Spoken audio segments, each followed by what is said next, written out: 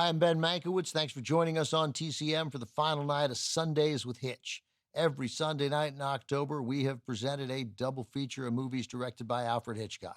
Tonight's twin bill will be a favorite for some.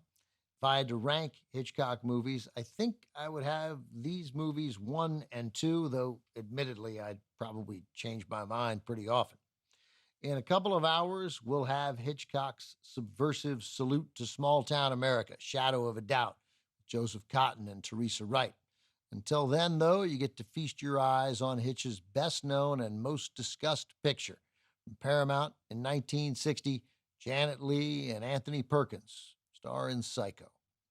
By the time he made Psycho, Hitchcock had firmly established himself as the king of stylish thrillers featuring glamorous, sophisticated, often mysterious people caught up in extraordinary circumstances, as in To Catch a Thief, Vertigo, North by Northwest. But as he was making what he called glossy Technicolor baubles in the 1950s, Hitchcock grew fascinated with the rise of well-made, low-budget horror movies. Hitch wanted to match and exceed the runaway success of schlocky films like The Blob and The Fly by applying his elevated craftsmanship to the genre.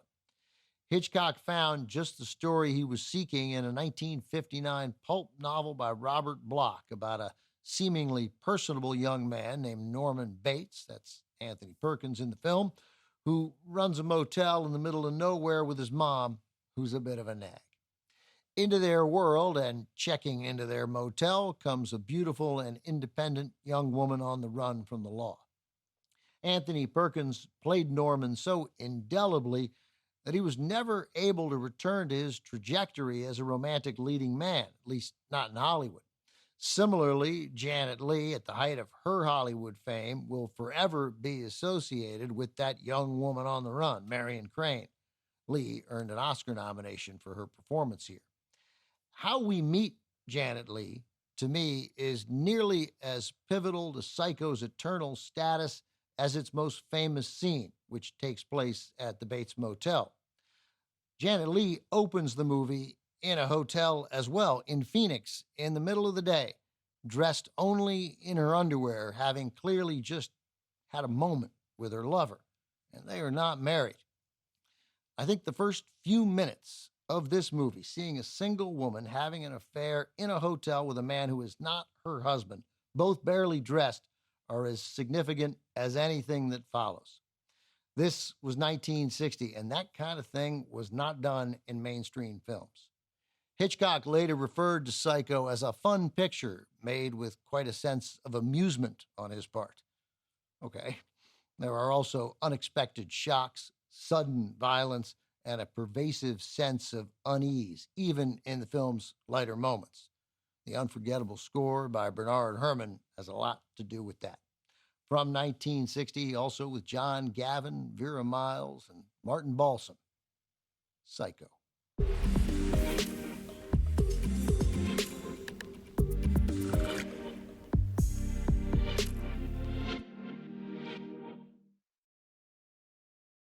Psycho became Alfred Hitchcock's biggest hit to date, but the critics were torn, as was Hitchcock.